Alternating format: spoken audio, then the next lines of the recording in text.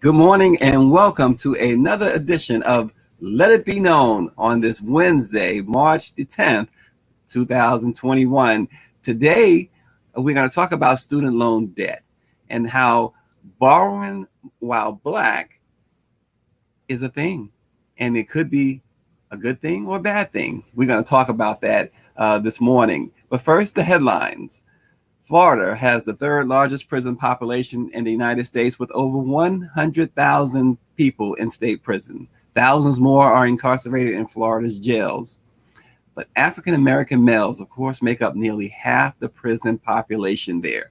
Black males ages 30 to 34 have the highest custody incarceration rate of any race, age, or gender group.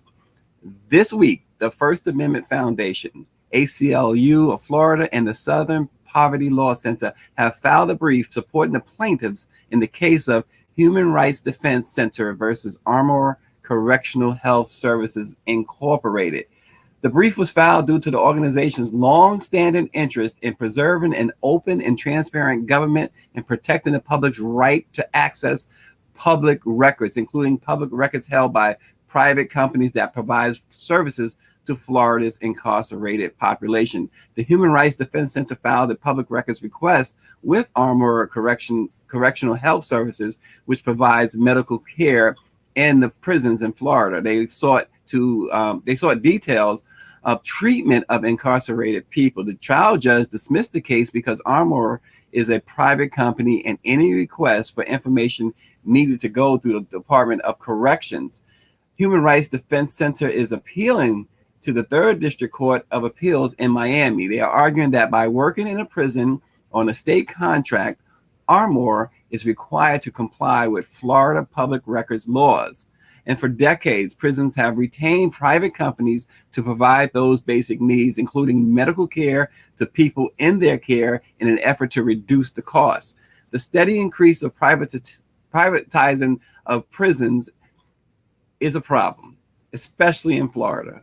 Over the last decade, prison costs, including the cost of providing Medicare to the prison population, have skyrocketed. The rise in medical care costs for incarcerated people can be traced back to the mid-1980s, when the increase in prison population of African Americans began to really boom. And in Florida, they really went toward privatizing prisons. And the Florida legislature has provided the Department of Corrections with broad authority to retain private contractors. And their efforts to retain these contractors to provide medical care to people in prisons has yielded partnership with private companies accused of malpractice. For example, in 2013, the state of Florida entered into a 5-year, $1.2 billion contract with Horizon, a Tennessee company, to provide medical care to thousands of people incarcerated in Florida. And the 5 years beforehand, though, Horizon faced over 600 lawsuits stemming from allegations of malpractice. In December of 2012, the Florida Department of Corrections also entered into a $240 million contract with Wexford Health Sources, which is a Pennsylvania-based company. They were to provide medical services to incarcerated people in 9 institutions throughout Florida. But between January 2008 through 2012, Wexford faced over 1,000 claims of malpractice from people in prisons. It's a travesty what's going on there. And at this point, I want to bring on our president and CEO, Dr. Ben Chavis. Good morning, Stacy. And on behalf of the National Newspaper Publishers Association, the Black Press of America, we welcome all of our viewers, all of our listeners. And thank you, Tracy, for focusing on mass incarceration. What you described in Florida is going on across the United States of America. It is another indication of systemic racism, not only in the criminal justice system, but the systemic racism in the healthcare system, systemic racism in all of the systems that affect the quality of life of people of color, but particularly for African Americans. Yeah, and we're going to continue to, the Black Press is going to continue to monitor that situation there in Florida, Dr. Chavis.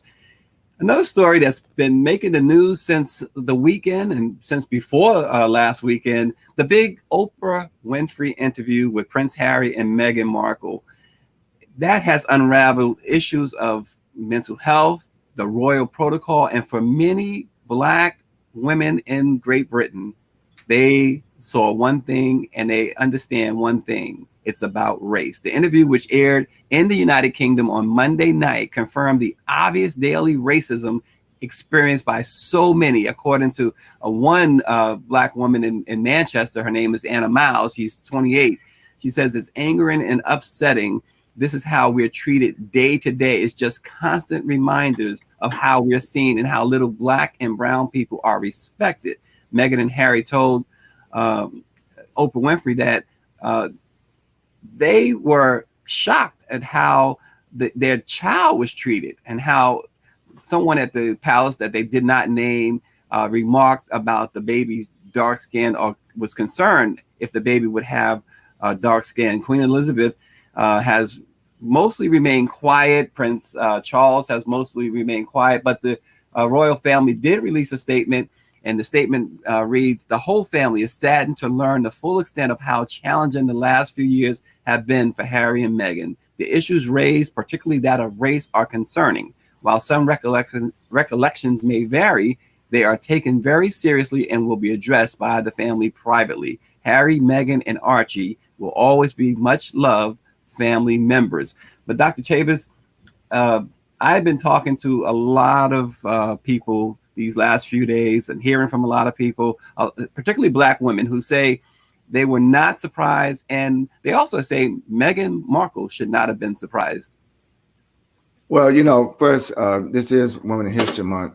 And I think on behalf of the Black Press of America, I first want to salute Oprah Winfrey. She is a genius, a journalist, and for her to be involved in revealing this history, revealing this racism in the United Kingdom. That's what it is. It's a matter of race because there's racism in the United Kingdom for centuries.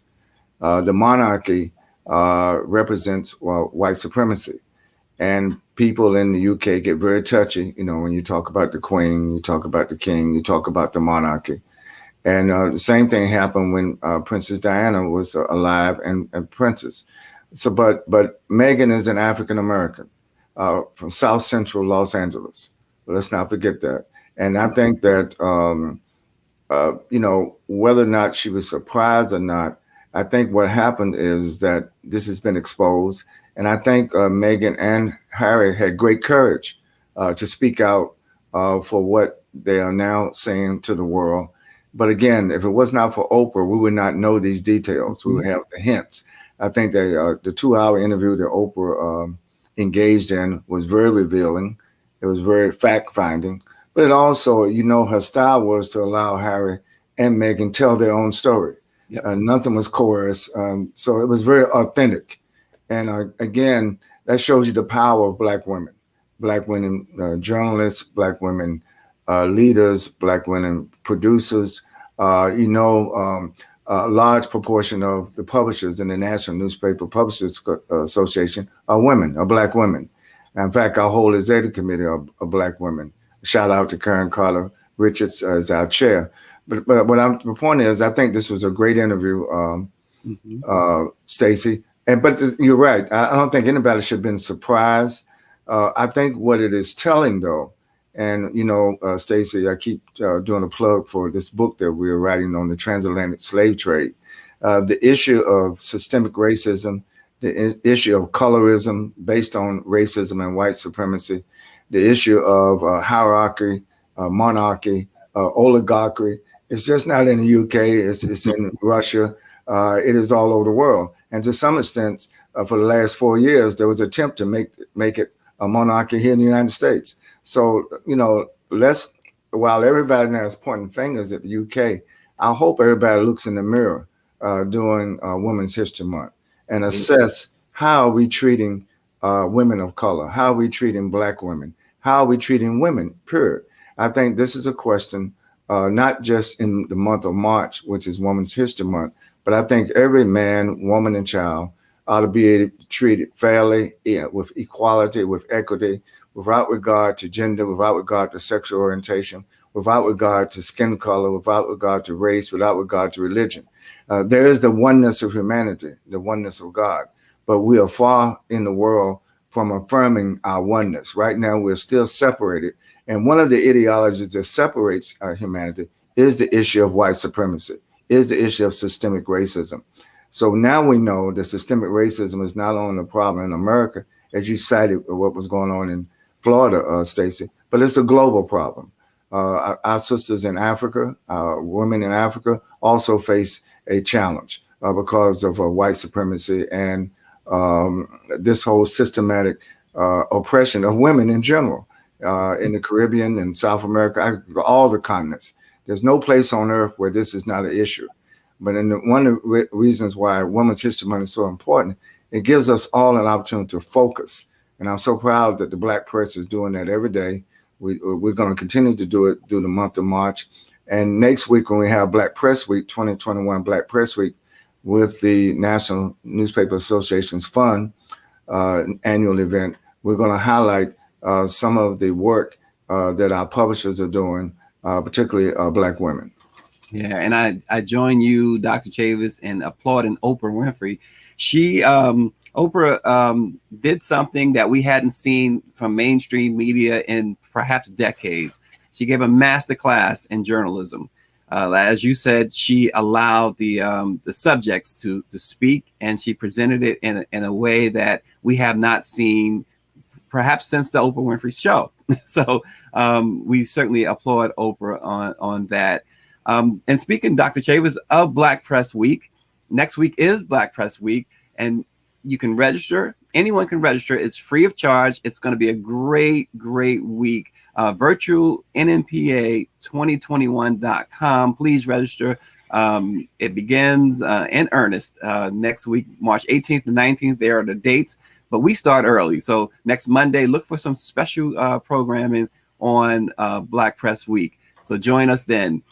Right now, though, we're going to talk about borrowing while Black. We're going to bring on Dr. Tisa Canady, Tisa Silver Canady, to discuss borrowing while Black and student loan debt. Good morning, Tisa. Good morning, Stacey. Thank you for having me. Thank you for being with us. Good morning, Dr. Canady. Thank you so much for joining the Black Press of America. Good morning, Dr. Chavis. It's an honor and a pleasure. Now, Dr. Canady, you have a book called Borrowing While Black.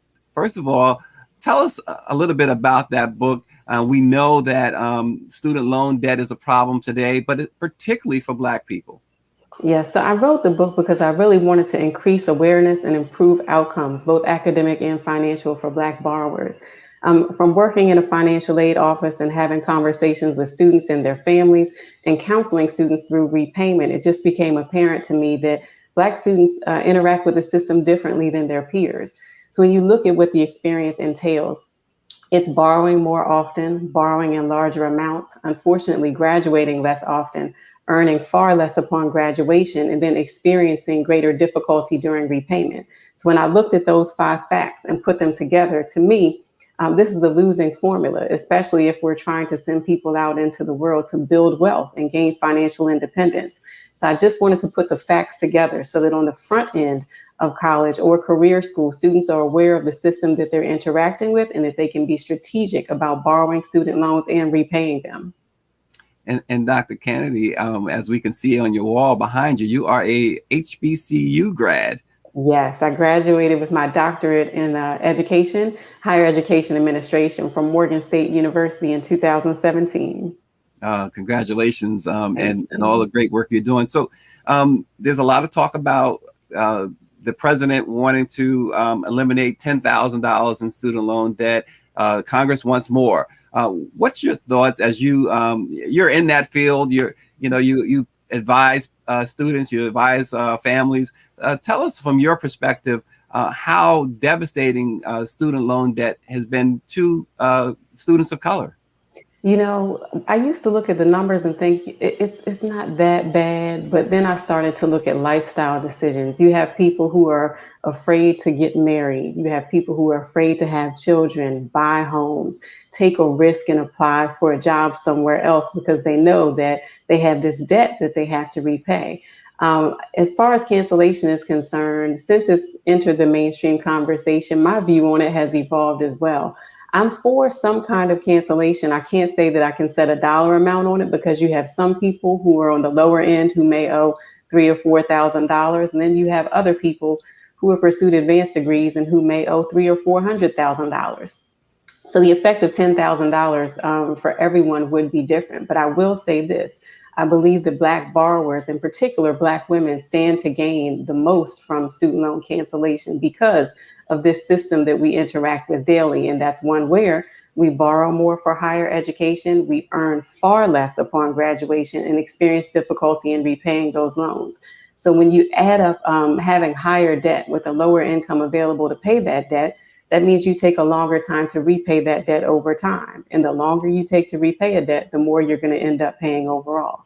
So cancellation to me would free up dollars for Black women, for everyone who's borrowed, to be able to put them into activities that can help them get on the path to financial independence and gaining wealth. But for Black women in particular, I believe that this could be a form of relief that could allow some breathing room for people who are thinking about taking some type of professional risk. This may give them, that final bit of nerve to go out on a limb and just pursue that potential, because I think debt is very limiting. And when you have an extremely large amount of debt that's kind of hanging over you, sometimes it limits your behavior, or it limits your the way that you think about the possibilities for how you can move up or beyond where you are right now. So I'm encouraged by cancellation coming into that mainstream conversation, but I'd like to see some action.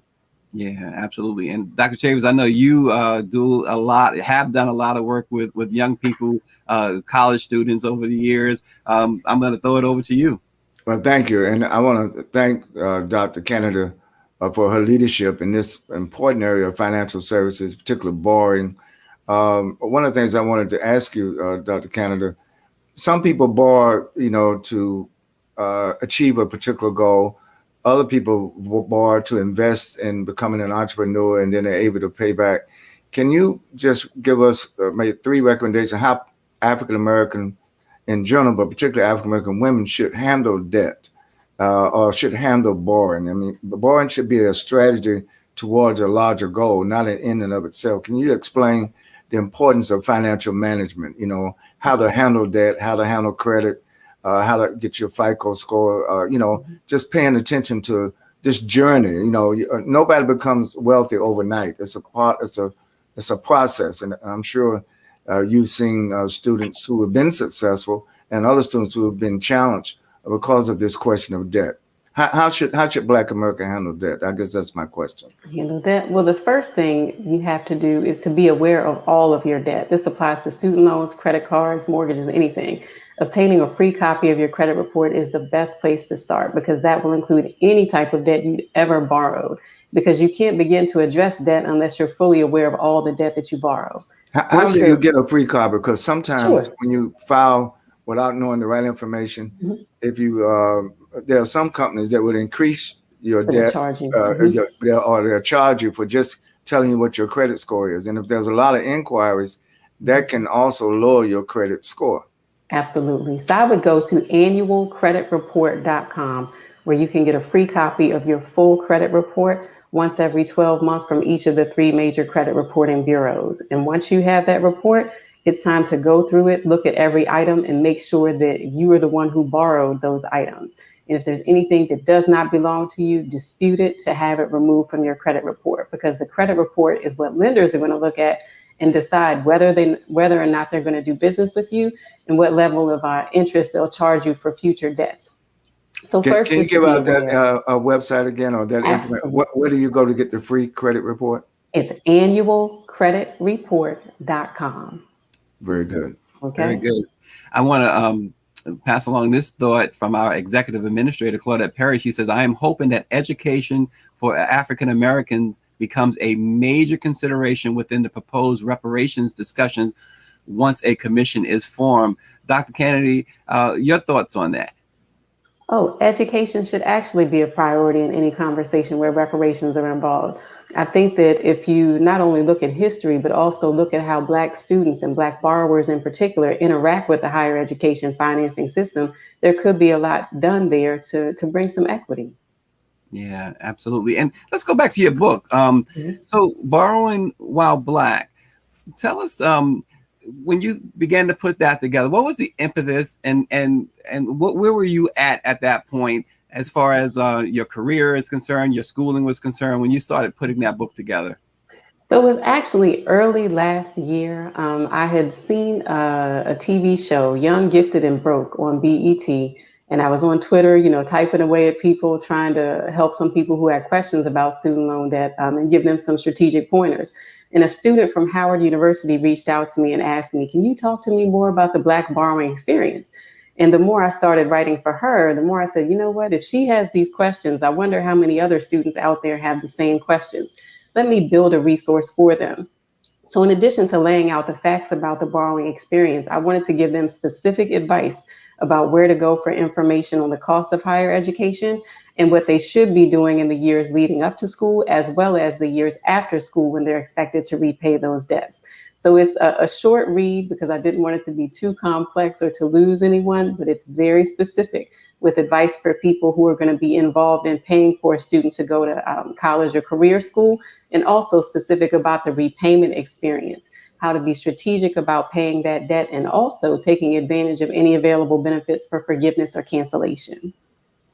Yeah, and oftentimes tell us, when about student loans, how long are they? What are usually the terms, especially the terms that are given to African Americans? Absolutely. So the term for repayment can range anywhere normally from 10 to 25 years. But one thing that I found particularly about the borrowing experience for Black women is because we typically borrow more, we may consolidate loans. And with loan consolidation, it's possible for people who have usually borrowed more than $30,000 to stretch their repayment term out to more than 25 years. And the longer you take to repay a debt, the more you end up repaying overall. So this is one of those things that I think Black women should pay attention to in particular, because on a month-to-month basis, of course, the lowest payment is the one that might be most convenient for you. But if you continue to pay the lowest possible amount month after month, that means you're leaving more time for that interest to continue accruing. You're not attacking the principal, and the debt will take you longer to repay and more money to repay. And Dr. Canady, I know there's different types of student loans. There's federal student loans. There's all types of private student loans. Is there any recommendation on which is the best? Absolutely. Exhaust all of your federal loans before you take out private loans. The main difference between federal and private loans is that one set of loans are issued by the government, the other set is issued by private lenders or banks. So with the federal government, the application for everyone is the same. The types of repayment plans that are available are the same. The interest rates are the same. Once you leave the federal government and go into the private lending arena, your terms are going to vary by lender. So there could be different forms of credit checks, different interest rates, co-signing requirements, but all of that information is basically subject to the lender and their preferences, their contracts and terms. So if you must borrow, federal first, then private. Got you. And when they, a lot of students now, when they take out these loans and they graduate, I'm hearing a lot of students complain that what they went to school for, that the jobs are not necessarily there, as far as matching their degrees and the salary expectations. Your thoughts on that? My thoughts are that before you go in, and even while you're in, because some people like me will change their mind while they're in school, take a look at the free resources that are available on labor markets, salaries, and job outlooks. The Bureau of Labor Statistics, BLS.gov, has information about different occupations, including the education that's required to work in a certain field, the range of wages, for current workers in the field, as well as the number of jobs available in certain fields according to different geographic regions. Look at that information and you can get an idea of what's going on and potentially in a labor market you'd want to work in an area you'd like to live in. But at the same time, tap your personal network. Ask the people around you if they have friends or family members who work in that field and can help you get your foot in the door, also get information about salary expectations and the job outlook. And also take advantage of the career services office on your campus. Because once you leave campus, you are out in the world, but your college administrators want you to achieve successful outcomes.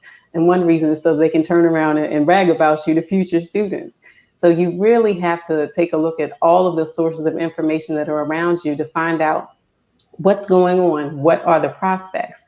And if you're not able to find something in your field, remember that what you learned in college, much of that should include some transferable skills. So while you might not be able to work in the career of your choice right away, there should be other jobs that you're able to work in where you can learn some things that you can then transfer into the field of choice once an opportunity becomes available to you. And where can we get the book, Borrowing While Black? So the book is available on Amazon.com as well as my website, which is tisasilver.com. Gotcha. Dr. Chavis? Dr. Tisa Silver, Canada. Congratulations on your doctorate degree from the great Morgan State University, one of our great HBCUs there in Baltimore. You know, I know your president. I know a lot of the faculty over there. Great school. I just want to close with this, Dr. Canada. What advice would you give to particularly young African-American women who are contemplating college, who are in college, who are just out of college? There are a lot of careers available, particularly for African-American women. There's a focus now on diversity and inclusion all over corporate America. From your informed experience and as the author of Borrowing While Black, what is the number one advice you would give to particularly African-American women today in 2021? Believe in yourself, but know the numbers. The reason I say believe in yourself is because if you look at the facts that are laid out in my book, it may discourage you from pursuing your higher education goals. However, none of those facts have anything to do with talent, intelligence, or ability. It's about finances. So if you believe in yourself, you give it your best shot when it comes to pursuing those classes, but you're also aware of those numbers, nobody can stop you. Wow. Very good. Thank you. Great advice. Thank you. Dr. Chavis, so you'll know, Dr. Canady is good friends with my younger sister. So I'm going to ask Dr. Canady, will she join me in demanding that my nieces refer to my sister as Dr. Mom? That sounds reasonable to me. Sounds good. If Dr. Canady says it's reasonable, then Ariana and Camille, it's Dr. Mom, okay? Thanks so much. And as we do every day, we lift up one of our own as we observe Women's History Month. Today is Sunny Messiah Giles of the Houston Defender Network. She grew up as the oldest of three children to Olivia and Clyde Messiah in Baytown. After graduating from the University of Houston with a degree in political science in 1974, she was instantly drawn to the media field. She said, "I liked that I could dig deeper to educate and empower the public." Sunny learned the broadcasting business also. She was offered the job of hosting KHOU Channel 11's talk show program, Contempo. Her reputation as a hard-working journalist grew. She worked in advertising at radio station KMJQ, Magic 102 FM, while at the television station KRIV, Channel 26, she hosted the talk show Black Boys. Sunny Messiah Giles stepped out of the media briefly and expanded her business knowledge by working for Xerox Corporation before she got married in 1985. Her sons Jody and Clyde were born shortly after, and again, the field of journalism beckoned. There was an opportunity, she said, to buy the Houston Defender. It had been around since 1930. It really did change my life in October 1981. I was having a ball, she said. It was successful because we had a network of photographers and journalists. It was an innovative thing, she said. Sunny Messiah Giles said the Houston Defender won more awards in her first 10 years than any other Black newspaper in the state of Texas. That includes the A. Philip Randolph Messenger Award in 1999 and 2000. Sunny has continued to uphold the 90-year history of the Defender. The newspaper is distributed weekly and has a circulation of at least 90,000 homes. The publication works around the clock to impact change and highlight positive news happening in the African American community. We say good morning and we lift up Sunny Messiah Giles. Let it be known, failure is only a bruise. It's not a tattoo. We will see you tomorrow.